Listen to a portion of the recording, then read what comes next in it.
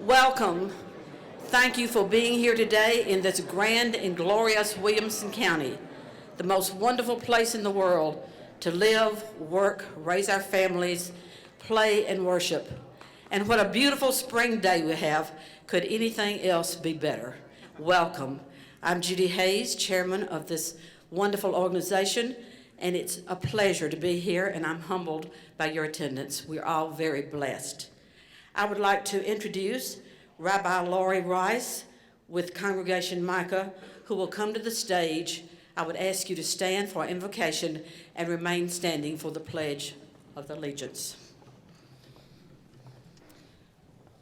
I really hate to go against directions, but I'm going to ask you to sit again for a second. Because, no, really, I want to just tell you a short story. I feel so small behind this podium. Stand on my tiptoes. Can you all see me? All right. I didn't mean to make you stand and sit, but it's good. You get the blood moving. I just want to tell you a short story before I give you all the go ahead into the rest of your day. Because we often wonder, in my field, about the afterlife and what might come next. And there's a story that is told about a soul who passes on and has to decide whether or not to go to heaven or hell. And so he is first escorted to survey hell. And much to his surprise, when he arrives there, hell is this beautiful mansion atop a vast rolling meadow with flowers and animals. And the mansion itself is stunning with no detail missed. And in the mansion, there is this large banquet room, not so different from the one we're in now, filled with every delicacy and libation you could ever imagine. And a butler rings a bell, and the inhabitants of hell enter the room. And they are emaciated, and they are starved. How could this be? So much food and drink to please a country full of people, and then the soul sees. The inhabitants of hell could not actually bend their elbows. They could grasp at the fabulous food, but they could not actually get it to their mouths. And so they groaned and they moaned in hunger and in despair, and the soul felt such anguish, and he begged to be taken away. So then the soul goes to heaven, and he surveys the scene, and to his astonishment, it was the exact same scene he had just come from. Same mansion on the same beautiful meadow, same stunning decor, same fabulous banquet room filled with every delicacy and drink you could possibly imagine. And then when the butler rang the bell, the soul braced itself for another horrible scene, but instead, in came the inhabitants of heaven. And they were joyful, and they were healthy, and they too could not bend their elbows. And so how, wondered the soul, were they so well fed and happy? And as he watched, he beheld the one and only difference between heaven and hell. As the people of heaven approached the banquet table, instead of grasping for food themselves, they turned and fed their neighbors. I'm delighted to be part of this Chamber of Commerce luncheon today because I too support education, entrepreneurship, business, and growth in this wonderful county that we all live in, the fastest growing county in Tennessee. I think we are that way because we turn to feed our neighbors. So I'll offer one of the oldest benedictions from our tradition, and I'll invite you to please stand as I do so. Yivarechecha Adonai v'yishmerecha. May God bless us and keep us always. Ya'er Adonai panav elecha v'yichunecha. May God's blessing always shine upon us and through us. Yisa Adonai panav elecha v'yasem lecha shalom. And may we always know God's greatest gift, and that's the gift of peace. Together we say, Amen. I pledge allegiance to the flag of the United States of America and to the republic for which it stands, one nation, under God, indivisible, with liberty and justice for all.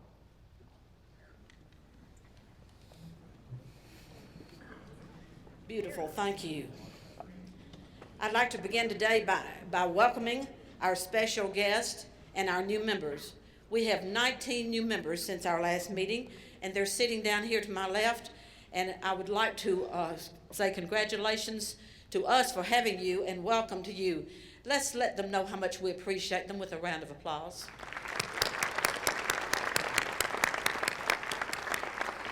Please be sure to get to know them and tell them how glad we are that they are here. We would also like to introduce Dr. Deborah McCluskey to the stage. Dr. McCluskey is a representative for the Vanderbilt Health and Williamson Medical Center walk-in.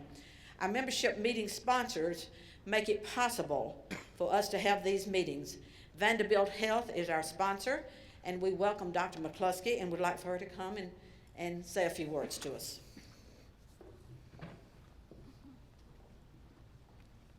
Thank you, and good afternoon, everyone. Vanderbilt Health has been a part of our community for many years, offering specialty, primary care, and walk-in clinic services. As a physician who has worked in this community for over 20 years, I am privileged to be one of the physicians providing care at the walk-in clinics. Recently, we partnered with another community staple, Williamson Medical Center, to enhance the healthcare services available to you and your families. The previously Vanderbilt-owned walk-in clinics are now a joint venture between our two organizations. As a result, the Vanderbilt Health and Williamson Medical Center walk-in clinic is more than just a walk-in clinic. Board-certified Vanderbilt physicians are on site to take care of everything from flu, colds and cough, to fevers, injuries, rashes, pretty much everything. With services like X-ray, lab, and EKG, we offer more for your family than any other walk-in clinic. We are proud to announce that we will be expanding our locations this year to offer more convenient access. A location on McEwen in Cool Springs is set to open this summer, as well as another location in Brentwood this fall. Of course, we will continue to provide excellent care at our locations on Murfreesboro Road in Franklin and Campbell Station in Spring Hill. We are passionate about serving this community and meeting your healthcare needs, and we are excited about our expansion. For more information, there is a brochure at your seats, or you can visit us at myhealthwalkin.com. Thank you.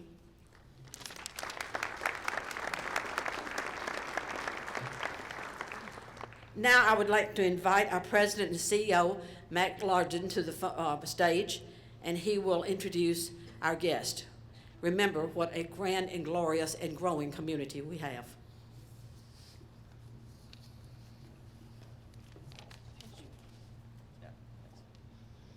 Thanks, Judy, for the introduction, and thanks also for your leadership this year with the Chamber. I certainly appreciate it. When we surveyed you to form the foundation of our strategic plan with the goal in mind of helping you grow your business, we learned that the number 3 highest ranked service we could provide you was connections to elected officials and community leaders.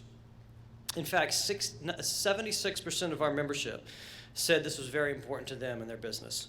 Today is another example of a tangible way we're providing you what you asked for and fulfilling another component of our vision, which in part is to be an influential business advocate on the legislative affairs important to Williamson County and the Nashville region. Another component of our new vision is to form partnerships that will lead to an educated workforce and help develop talent. For those of you that are with us at our meeting last month, you know we unveiled our education initiative, and you got an email about how to get involved with that. I am thrilled to announce that we had 126 businesses sign up to be a part of what I think is a historic program to really connect the education and business community. If you were one of those that responded, you're going to get an email this afternoon with a listing of training days with the education department about how to get specifically involved. For those of you that signed up for Speakers Bureau, it'll be March 5th and 10th. For those of you that signed up for teacher externship, it's March 14th. And for those who signed up to be part of the student internship program, it's March 26th and 27th. Again, I just want to thank everybody that took time to do this. I really think this is the way we're engaging these two different communities. It has the potential to make a real difference, not just in the life of the kids who do these programs, but also in your life for getting involved and very clearly affirming that education is indeed the #1 priority in Williamson County. So how many of you had that professor in college who you knew you could just coast by and get an A and not have to do anything? Right, I did, and I took him 5 times. So don't do what I do with your chamber membership. I mean, it really is true in life. You get out what you put in. So we like to take this time at our meetings to introduce someone who can talk about how they use their chamber membership. And I do encourage you, whether you're a new member or you've been a member for years, please get involved. Please take the time, whether it's serving in one of our different committees or being an ambassador. We'd love to have you really make sure that you get all you can out of your chamber membership. So it's my pleasure to bring to the stage a very dear friend of mine, Shauna Jackson with Columbia State, who I'm sure is going to make reference to the $36 million they received in the governor's budget to start construction on the new Williamson County campus, which will lead us into the next generation development in this great county. Shauna?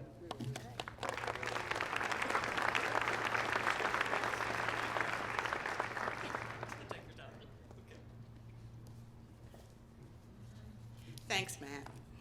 Good afternoon. I am honored to have this opportunity to share my experiences with this amazing chamber. I'm so excited to work and serve in this great community. Although I've only been with the college for 4 years, Columbia State has had a presence in Williamson County since the early 1970s. Through the support of the chamber and this community, we took ownership of our current facility in 1994. And he mentioned the news, but if you haven't heard it, with your help, we're moving out. And in 2016, we plan on moving into 3 brand new buildings to complete the first phase of the new Williamson County campus. There are so many of you in this room that have helped us with this initiative, and if I started calling names, I would leave someone out. However, I need to publicly thank Representative Charles Sargent for all of his help. So I ask you to help me thank him. Today, Columbia State serves more students from Williamson than any other county in our service area. The gap between Williamson and the next county widens every year. Therefore, the new campus will allow us to accommodate the growth in students who are completing the first 2 years of their 4-year degree. And equally as important, we will have the facilities to provide additional career entry and workforce development programs directly linked to the needs of the organizations represented in this room today. So this is where the chamber comes in and why it is so important to the college. Our job, my job, is to provide the qualified workforce that your business and organization hires. To do that, we have to know what the existing and emerging workforce needs are in this region. The chamber is an essential resource for us to obtain that information. Through the monthly meetings, the events, the numerous networking opportunities, we have strengthened existing partnerships and developed new ones. Several of you in this room have served on our advisory boards, you've been instructors, you've helped us with co-ops and volunteer opportunities for our students. And these relationships are key to keeping us informed of what skills our students will need to be effective as they enter the workforce. But even more directly, the chamber staff has been involved in connecting the college to business and industry leaders to specifically address issues. The most recent example is IT, and we heard a lot about that last month, and if you let Matt talk for any length of time, he'll tell you how many jobs are still out there. We knew about the skills shortages, but we needed help with what direction the college needed to take. This chamber gave us a starting point. Through the chamber connecting us to IT professionals, in a series of focus meetings, we created a short-term help desk technician program.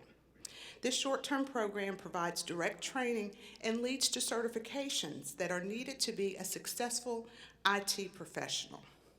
This chamber is truly a benefit to the college. It keeps us informed and engaged in this community. The chamber staff is always a willing resource, and I am very proud to be a member. Thank you.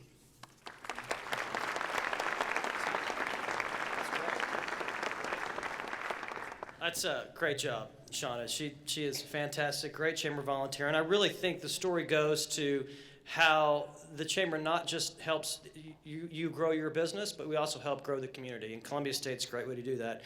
Because at the end of the day, we all do what we do so we can help feed our neighbor. That's what this is all about. So let's go ahead and get on it. At the middle of your table, you'll have a card like this. And you can write questions on this as we go through the program. We'll have chamber volunteers stationed throughout the room who will take those. We'll get to as many of those questions as we can when we start our program. It's my pleasure now to introduce today's moderator for our program, Dave Crouch with Aspen Grove Asset Management, and an unbelievable volunteer for the chamber, and also our elected state delegation too, who just does such a fabulous job at the state capitol. So if you all would come to the stage for today's program, we'll get started. Thanks.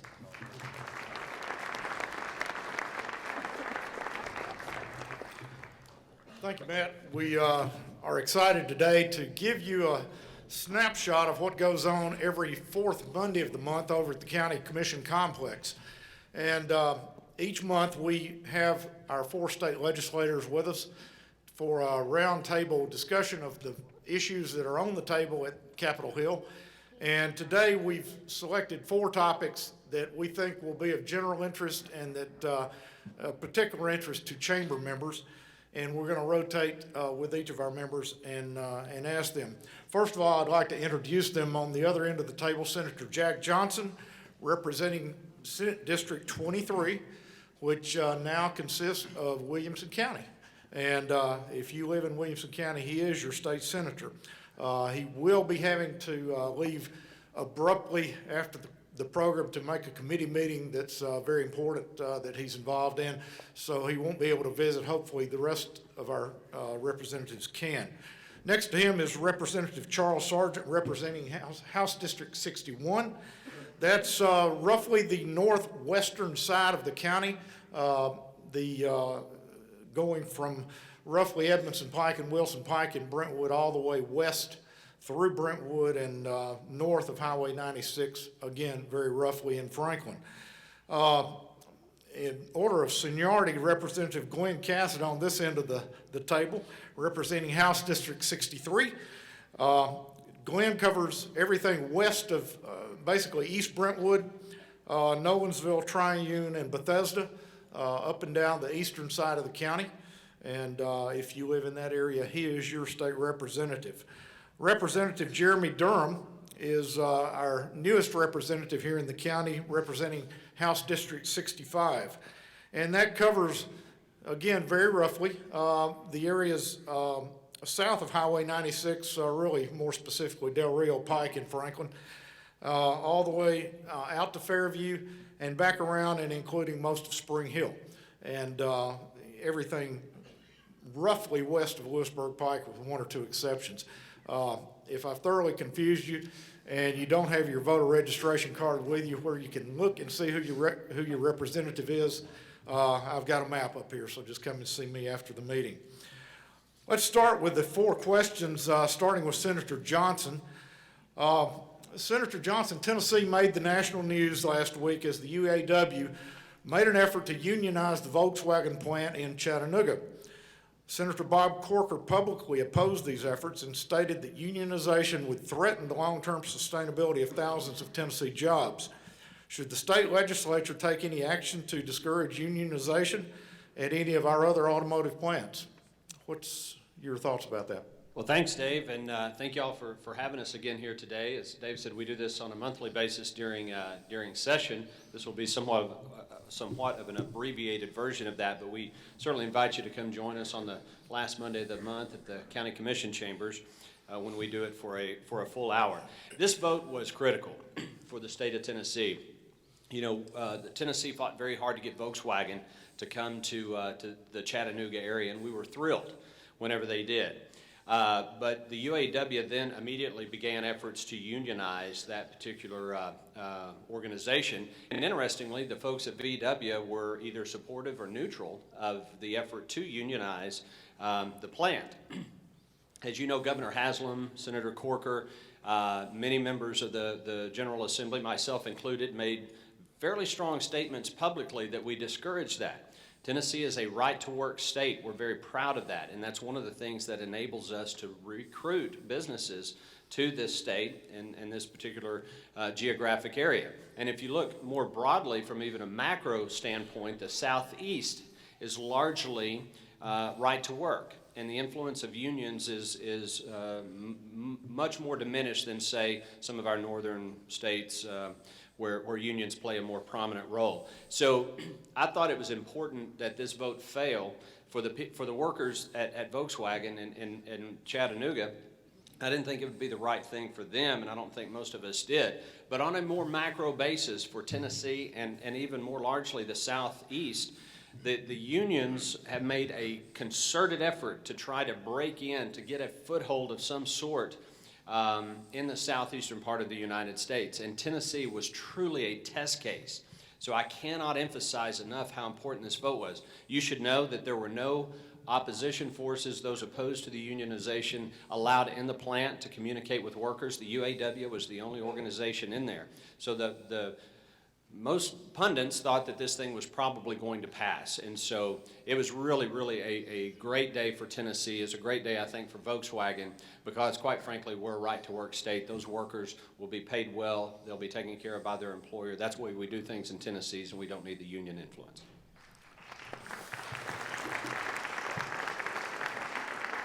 Any follow-up comments from either of you other gentlemen? Gonna let Jack cover that subject then. Representative Charles Sargent, while we're asking these questions, be thinking of any questions you might have. If you'll write those on those cards, hold them up. The chamber staff will be circulating and taking those cards and feeding them back to us up here. So keep those questions coming if you will, because we will have time for some, hopefully, here at the end. Charles is chairman of the House Finance, Ways and Means Committee. You have enormous influence on the content of the state budget. We're extremely pleased that the governor has announced that he intends to fund the construction of the new Columbia State campus here in Cool Springs. And we do thank you for all the work you did personally on that project. However, changing the subject, traffic is becoming more and more of a headache for many of us in Williamson County. It's my pet peeve. There are big dollars involved in solving these traffic problems. Is there anything our state legislature can do to speed up the solutions to our traffic problems in Williamson County? I want to touch on Columbia State because I know Janet Smith is back. Janet Smith is back there, Dr. Smith, president of Columbia State. And it is a great project, and I'm very proud that, a number of us worked on it. Glenn and Jack, I know I get a lot of credit, but, this is a team effort when we do projects like that.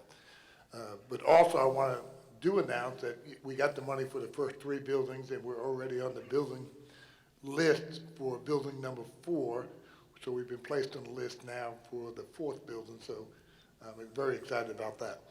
Infrastructure, a major concern. There is a lot of work right here in Williams County, if we look at it, going on. If you look at I-65 now is being widened down to Goose Creek. From Goose Creek, it would be to 840, and that will be a major accomplishment, and that should be done, part of that to Goose Creek, probably be open sometime the latter part of this year and next year. That will continue on probably down to Saturn Parkway. That will be the next leg.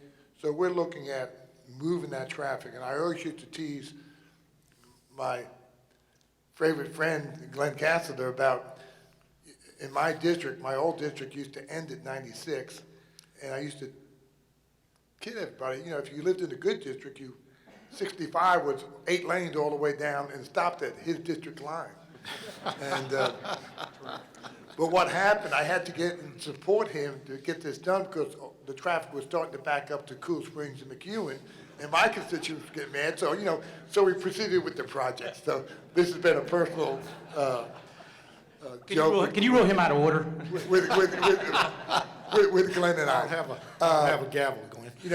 So we do have a lot of major work. If you look, let's look at Matt Hatcher. That's going to be the next major road project we have. As you know, we're widening There again, in my district, from the 4 lanes from 96 over to Franklin Road. And the next leg of that, and I want to give County Mayor Rogers Anderson, I don't know if he's here, and Representative Ken Moore, and the delegation sitting up here, a great deal of credit. We are working with TDOT now for the second leg, or the leg of that from Hillsborough Road to 96. Representative Durham has been very involved in this. There again, you know, he has to get the people from West Haven. We have to get them into the city to spend their money into Cool Springs. But no, seriously, this was and I'm going to tell you how this has worked. Basically, it was a $74 million project. And it was going to be, the road is in the flood zone, so it had to be an elevated road. So that $74 million project, we purchased all the land, so all the right-of-way for that is purchased now, so we have that. And it was going to be 2 separate roads, 2 lanes east, 2 lanes west. And we've come up with a compromise that we'll just do 2 lanes right now. And so it's just a 2-lane highway. And then after that, we build the other set of lanes, so we'd have 2 lanes going both ways, 4 lanes. I have talked, and the mayors, like I said, we've met with Commissioner Schroer, TDOT Commissioner, and hopefully, with everyone's, if you'll all send, no, I won't say that. I shouldn't tell you send them a letter. I'll be in trouble then. If you see him on the street, tell Mr. John how important to do these 2 lanes. We've got the cost down on those 2 lanes to about $27 million, which is a manageable figure that we can get into the budget. We will be announcing in April the 3-year project. So if it's in there, and hopefully it will be in there for the 3rd year, so we can start building on that. And that's going to be a major factor moving traffic in Franklin and around Franklin. And someday, eventually, it should be a loop around the whole entire city. But, you know, that's going to be probably long after, you know, I'm gone. But, you know, but this one loop Jeremy has pushed on this, and Johnson has pushed. We've met with the mayors, we met with TDOT, and hopefully we'll have it in the budget. Not in the budget, it'll be in the planning stage for the 3rd year. So that would be in 16, basically, 16 or 17. So that's where we're standing on Mac Hatcher. That's one of the major things that we all are working on very diligently. And even though it's not in Glenn's district, he does lend his support for the project, you know, because I know he needs some things done out in Spring Hill. So, you know, we trade off and on. Out of order. You want a rebuttal on that, Glenn? No, I don't know. What he says is the truth. It just kills me. He's smiling about it. That's what kills me. Appreciate all the work you do to help funding things that are important to Williamson County and all of you, but in particular Charles. Representative Glenn Cassidy, again in order of seniority. As you know, quality education is a high priority of the chamber. Recently, many questions have been raised about the Common Core standards that were adopted by the governor and the State Education Commission in 2010. They're currently in the process of being implemented, and you've been quoted in the press recently as thinking we need to delay those standards. Why would we want to delay those Common Core standards? Yes, and thank you for the question. And I have come out saying at a minimum we need to delay the implementation of Common Core. Before I give that explanation, the 4 of us, we make an effort to reach out, and we love to hear from you. When we're in legislative session, this is a perfect time to catch us with those things that are important to you, be it personal, be your business, your family. And so I know the 4 of us, we like face-to-face meetings, and if that's not convenient for you, email and cell phone is a good source as well. So I just want to throw that out there, Dave, real quick, because it's important that we're all involved in our government. And this is a way for you all to get involved with what we're doing. I have come out and strongly, at a minimum, think we need to delay Common Core, and I did that with a lot of research. There are several of individuals that have worked on putting Common Core together that are now saying this is not superior academic standards. The Fordham Institute has come out and said that what Tennessee was teaching in language arts was superior to what we are now teaching in Common Core. And so there's an old saying, buying a pig in a poke. In other words, you don't buy something sight unseen. And I think for years, the General Assembly, and our U.S. Congress for that matter, someone came to us with the markets for the children, and we gladly funded it. And I think we're at the stage where before we fund something, we want it proven. And some reference to that is, you remember No Child Left Behind, you remember Goals 2000. That was sold to us as the solution to our education problems in our nation and our state. And as you know, we spent billions of dollars and we got nothing from that. And so all I'm saying, even though I live in Tennessee, all I'm saying about Common Core is act like we're from Missouri. Show me before I invest your money in something that's unproven. And that's all I'm asking, Dave, is that.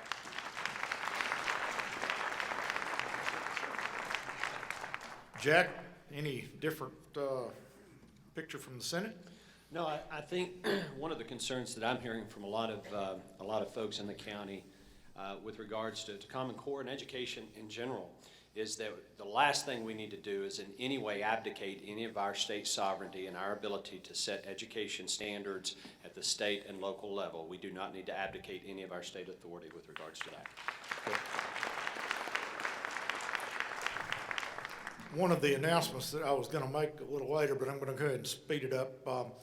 We are going to start quarterly meetings, what we call the Public Affairs Council, here in just a few weeks. And I think the education issues, particularly Common Core, would be one of the topics that we would like to explore deeper when we have more time to for both sides to present their arguments. And so be watching for those announcements coming soon about some of these special topic sessions that we're gonna have here soon. Representative Jeremy Durham, the favorite topic of everyone in the chamber, selling wine in grocery stores. Been a hot topic in the legislature for it seems like years now. Last week, a bill was cleared by the House Finance Committee that will start allowing wine sales in 2016 in certain supermarket and smaller retailers, big box retailers as well, in communities that have passed a referendum allowing them. Please explain the bill to us as it stands now, how it impacts our local businesses, and why it has been so hard to come to a consensus on this.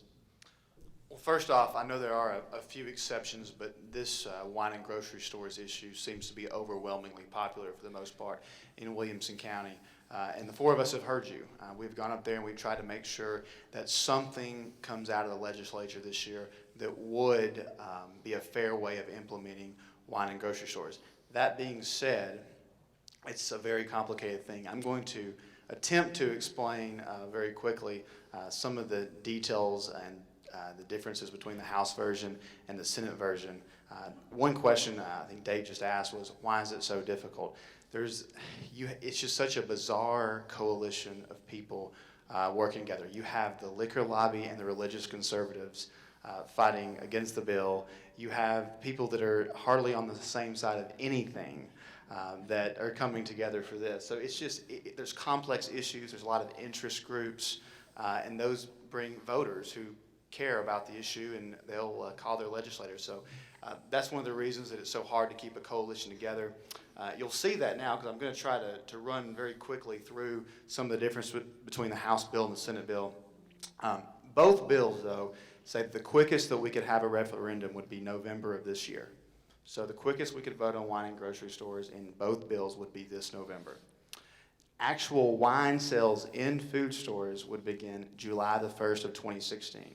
Many people in Williamson County wanted that to be faster, but it's almost one of those things when you start adding a lot of details, it's almost like putting a lot of heavy ornaments on a Christmas tree. It starts leaning, and then we might lose it. So it was one of those things, we're not totally happy about every little detail, but we want something to pass because we've heard from you that something needs to pass.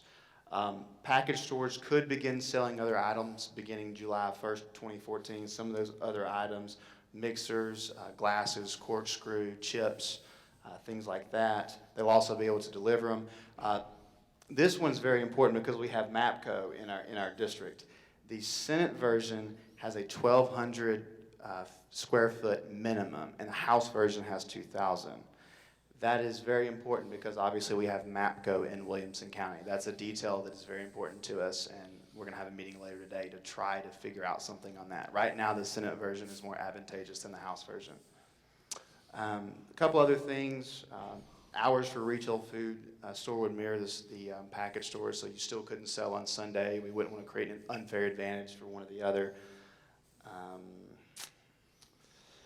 You couldn't do self-checkouts. It had to be a face-to-face transaction. Those are the main things. There's a couple more that are a little controversial that I'll just tell you now because they're gonna come out later. There's a minimum markup of 20%. So I don't know that we'll get the full consumer advantage of the wine and grocery stores when it's first enacted. It's not something we're crazy about, but we want to build a pass. And no high gravity beer in the retail food stores right now, only wine. So it's definitely not a perfect bill. Nobody in here is going to like everything. We want something to pass because we've gotten strict orders from our constituents that something must pass. Again, we're fighting for the details that we can control, especially the ones that affect Williamson County directly. It's not a perfect bill, but we want something to pass. Glenn, Charles, Jack, any follow-up comment on that? I've always heard that making legislation is like sausage. You don't want to see it made, but it sure tastes good. The thing that we like about these public affairs roundtables is we get to delve under the surface a little bit and see how the politics is working on these and understand what a difficult position these guys are in occasionally. And glad that we're able to kind of see that today with some of these issues. We've got some other questions for anyone that wants to take this one. With regard to school choice, is your opinion that decisions over charter schools should be controlled at the local Williamson County level or at the state level? Should we have local control? I'll start.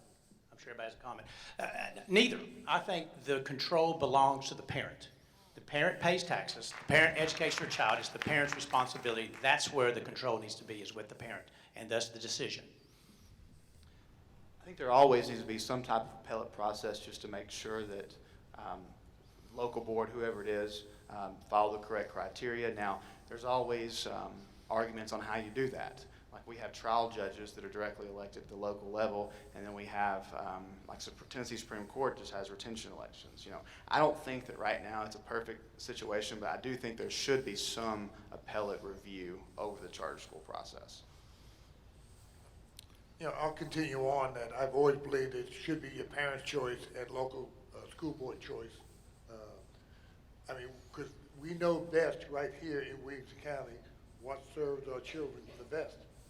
And this has always been, being a county commissioner, my background coming from there, I always want to see local choice #1 priority. Okay. Jack, they covered that pretty well? Yeah. Charles, this one's directed to you. Speak to how the tuition for community college will work, how much each student will receive, and will there be controls? Example, how many hours a student would be required to take and maintain a grade point average of minimum grade point average. How the tuition at the community college under the governor's Tennessee promise. Okay, under the Tennessee promise. The governor has, last year came out with something he called the Drive to 55. Drive to 55 is to have our students, 55% of the people that will have either a 2-year, a 4-year degree, or a certificate degree. Right now in Tennessee, about 32% of our population have a secondary degree, it's either a 2-year or a 4-year degree. The governor wants to see by 2025 to have 55% of the people have a degree or a certificate program. On there, on the Promise program, we have about $400 million in a lottery scholarship reserve account. It grows a little bit every year. It's been growing for the last 3 or 4 years every year. He wants to take $300 million of that reserve account, put it into an endowment fund. the scholar, and there's some other money, there's about another $30 million he's going to put into that endowment fund. The Promise Scholarship, or what it will be the last dollar scholarship. What I'm saying there, that you'd have to apply for all your Hope scholarships, your Pella grant, any other grants that you were qualified for under your FAFSA form. Then that would be this last amount of money on the Promise scholarships would be that amount of money. It's not gonna pay for cars, it's not gonna pay for tires like student loans do and things of that nature. This is strictly to pay for their education. They're averaging, right now, we figure it's going to be that Promise Scholarship will run about $750 to $850. So the governor would like to see that this is going to be a group of students. Some will only come out with a certificate degree, or some will come out with an associate degree, but that's where this promise is coming from, that a child could go to, quote, quote, junior college, a 2-year college, go there for free. At the same token, right now, our scholarship program is $4,000 a year for 4 years. He's going to reduce the amount of the scholarship the first 2 years down to $3,000. Your junior and senior year, you get $5,000. So a person could go the first 2 years basically free at a junior college. His junior and senior year, he'd have a $5,000 scholarship to go to a UT, Austin P, MTSU. So they're trying to get the student loan debt down to the very minimum. And that's basically what the Promise does and what the Hope Scholarship will do with the new limits and everything. Thank you, Charles. Excuse me, that was a long answer, but There are some great options at Columbia State. I'm going to give them a plug here. And some of them are going to be through the Tennessee Promise Act that the governor is offering. Dual enrollment has been an awesome thing for my family, and Janet Smith can fill you in on all the details there. But Columbia State's a great asset to this community, and everything along that line that you all are doing to promote Columbia State is a great advantage to our community. 2 related questions here. Jack, I'm going to direct these to you. You've been too quiet today. Why is the legislature revisiting the guns in park issue that was allowed to be decided locally originally? And a related question, how do you expect Williamson County schools to continue athletic activities in local parks if guns are permitted? Sure, and thanks, Dave. Yeah, the issue was brought back up. Senator Stacey Campfield brought the bill, and y'all may recall back in, I believe it was in 2009, when we addressed some gun legislation where we created the opt-out or the exemption for local governments, and I supported that at that time. Some of the general sentiment among, and remember, not every county is the same, and Williamson County is unique, specifically with the school issue, which I'll talk about in just a second. The Tennessee State Constitution says that gun laws will be regulated at the state level. And remember, it's always important to know what we're talking about here, and that is the people who have acquired a handgun carry permit. If you've been through that process, and many in this room have, where you've gone through the FBI background check, you've gone through the day-long course, they've taught you the law, you've proved your proficiency with the weapon, and so forth. So that's who we're talking about. And there's roughly 400,000 people in Tennessee who have gone through that process. And so you get into some complicated types of issues. These are some of the conversations. And again, I don't sit on the Senate Judiciary Committee where they really vetted and debated this particular bill. But I did watch some of it on video streaming, which, by the way, any of y'all can do as well. And you had issues where you had inconsistencies if someone was on their way home from work and wanted to stop and meet their family at a park to have dinner, a picnic dinner or something, then technically, and they're pulling in, and even though they have a handgun carry permit, then they're breaking the law if they stop there. That, or they have to park their car out on the street, not drive the car into the park. So the general census, and some people are going to disagree with this, but was to have more consistency and uniformity with regards to those. Now, on the school issue, this is and regardless of your position regarding the Second Amendment or the folks who have handgun carry permits, the law is very clear with regards to school properties, and the prohibitions or restrictions on having a weapon on those particular properties. Some people may think there shouldn't be those restrictions, but they are there. And so for a county like Williamson County, where our schools do use municipal parks for school-related activities, and so you're going to have periods of time when that park is actually a school property, or at least it's being used by a school.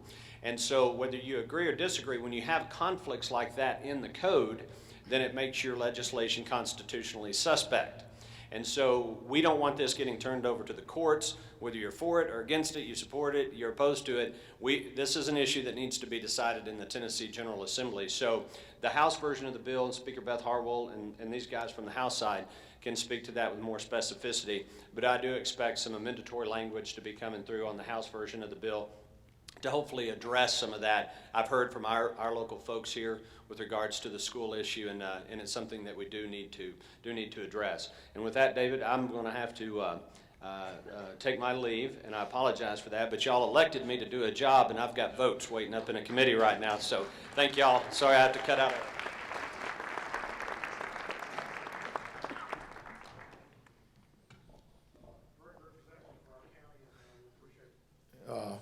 Him being here as long as he could, because it took a little doing. One more question, and this comes from Vanessa Bryan, our public defender. She says, I want to thank all of you for your support for drug courts. Can you tell us more about the new DUI bill for rehabilitation?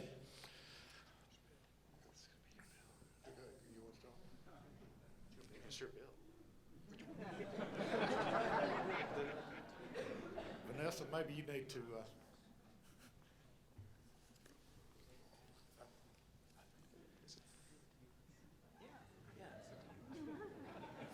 Okay.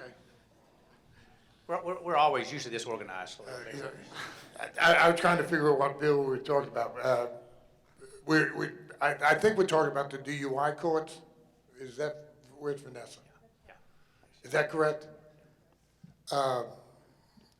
We are trying to expand that. Yeah, everyone wants to put everyone in jail for a long period of time. Okay? And if I asked you, do you believe this crime, you should go to jail for 5 years or 10 years? You'd say, leave them in, don't ever parole them and everything of that nature. The reason I'm giving you this little bit of background, what we face, in the last 5 years, our corrections budget has gone up 50%. Our corrections budget was about $45 million. It's up to $950 million today. We cannot continue just to say, okay, I'm going to put someone in prison and I'm going to hold them there. There's a drug court, and we've been very successful on some of our drug courts, and Judge Easter has done an excellent job. Judge Binkley, not Judge Binkley, in Davidson County has done an excellent job.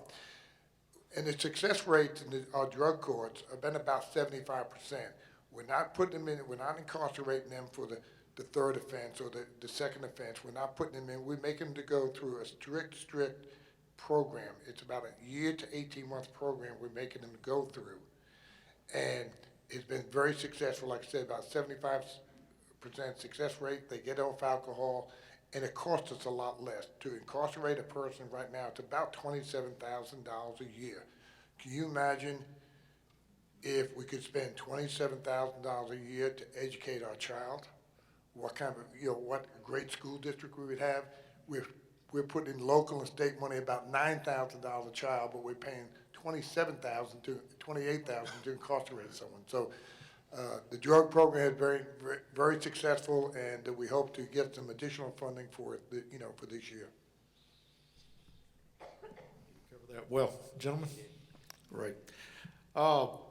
We had Jeremy and I discussed at length, talking about the possibility of our trying to cover the Medicaid expansion subject this afternoon, and after researching it for multiple hours, I decided there was no way we could explain it in less than about 30 minutes. So if you will, put on your calendars next Monday, February the 24th at 7:15, we're going to delve a little deeper into some of these subjects that we've covered today and some of the others that we didn't have time for, and find out a little bit more about what the politics are, the positions of our representatives, and how they are looking at each bill. If you enjoyed the program today, we hope you'll come to those meetings on the fourth Mondays. And just put that on your calendar again for Monday morning, 7:15 at the Williamson County Complex. Also want to mention, we are launching again the Public Affairs Council. That is going to be a venue primarily for people that love to know what's going on in local and state politics. And we're going to take some of these subjects that are a little harder to understand, a little harder to explain, and dig into them a little deeper. Present the issue from either side, multiple sides if there are some. And if you will, watch for the announcements on those coming up. I think they will be very informative and a good venue for you to come and meet other people that enjoy following these types of topics. Specifically, we want to thank Newt Danley, the crew from Channel 3, for being here today and taping this show. It will be on the air sometime soon, and we'll get those times out to you very soon so that you can let your friends know if you saw something here that you would like them to see today. Again, gentlemen, thank you so much for taking your time to be here, and look forward to Monday morning.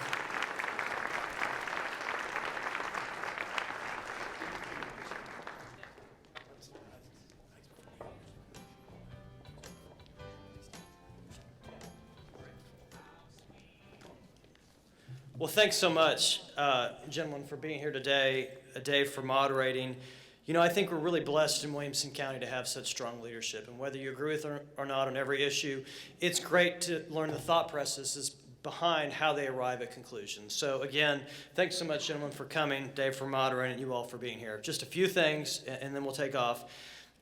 Next month, in place of our monthly meeting, we have a new event called Outlook Williamson. There's no slide. Okay, Outlook Williamson, which is a half-day economic forum, which will be held here in the factory from 7:30 to 11 on March 25th. It's going to be a fantastic program. We've got developers who are going to talk about the future of Cool Springs, the future of Williamson County, including Pat Emery, Phil Fawcett, Glenn McGee, and then we've also got a national site location consultant from New York, Jerry Lynch, who's going to talk about how Williamson County compares to the rest of the country and the rest of the world as we recruit companies in and help companies expand in this area. And finally, to end the program, the Commissioner of Economic Development for the state of Tennessee, Bill Haggerty, is going to talk about how Williamson County is so important to the future of this great state. So again, it's the 25th from 7:30 to 11. You can sign up through our website. You've got a list here on your program of all the different events coming up, so I encourage you to take a look at that. Advertising for the Williamson County Magazine, livability.com, and williamsonchamber.com is available now through Journal Communications, our newly launched website, thanks to our great partners from Journal. So contact Mary Ann Stafford to reserve your spot today. Again, thank you for coming today. Take a look at this for the latest information, and we look forward to seeing you in March. Thanks.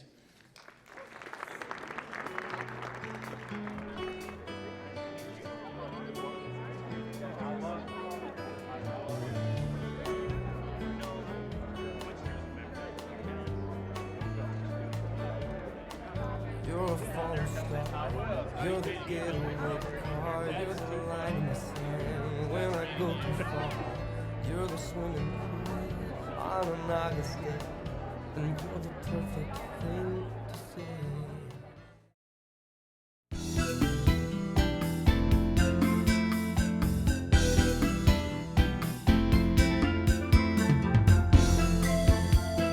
Welcome to Poets from the Neighborhood. I'm Louise Collin. And I'm George Spain. And we're going to read you some poetry written by your friends and ours. Childish Fingernails by S.R. Lee. My mother used to say, I could grow a garden under these nails, as she cleaned my grubby hands. A pleasing image for a child. Tiny flowers growing at the end of her fingers, miniature corn stalks, maybe enough strawberries for a casual snack. Crow Hunting by George Spain. One last look from a dying crow's eyes reflect all within its spinning fall, from flock black and sky blue through leaf green and smoke white as red, red, red, red flash fire and fade away. The Hay is on the Hill by Gail Bunton Haddock. The hay is on the hill again, the far hill, or rather a broad upsweep gently curved, the bales rounded silhouettes mighty against the sky, and the cut field all light as sand, like a beach with huge washed castles, but topping high and in the middle of Tennessee. Rain Again by Gail Bunton Haddock. It's green again now that the rain has come back. I've been out in it. My feet are wet and getting cold, but no matter. The land was parched, the leaves brittle dry with fire and ever-present threat. With the rain has come a hush. It has settled on the far hills and across the fields. We were ready for the relief of this rain. Sometimes slow and soft, sometimes hard and slanting on a rush of wind, and in a quietness that heals the brutality of a too long drought. Not is Power by Nanette L. Avery. The most powerful word in our language is not. You are not permitted. It is not suited to our present needs. This is not what we're looking for. Such a small word that can bestow so much pain. I do not love you. I do not want you. Not my type. It awards power to those who yield it like a sword. Do not eat or drink here. Do not smoke. Do not enter. Do not call. Do not respond to this email. And of course, do not trespass. Perhaps this is why not sounds like the word not, because akin to a noose looped around the neck, you choke as you read the words. You are not eligible. You are not invited. You did not get the job, and your services are not needed at this time. So often not is prefaced with, we regret to inform you that we did not select your work. You did not win. You were not accepted. While one may read this is not a reflection on you, we wish it was trailed by not, a much more civilized way to ease one's disappointment. But it is not. Not really. Not ever. We often stumble upon a curt and syntactically correct positioning of the little villain. Not my job, not leaving on time, not on my list. From time to time we're startled, as if caught in sudden downpour on a sunny day. Not again. Whereupon to those I say, why not? So, while it may be a most pitiful word to confront, take comfort in knowing you are not alone. The Sound of Scissors by Heather Cadenberg. Like a white rose you came out of me, delicate and bold. 9 months of darkness, then the sound of scissors, and we separate. I thought I would love you because you were part of me, feathered limb of a sumac. But it's more like falling asleep, something I do without noticing. That first night home, you made the whole house ache with your sadness, an open mouth of a baby bird, longing, a love something like God's, stronger than even your need. Thank you for being with us today.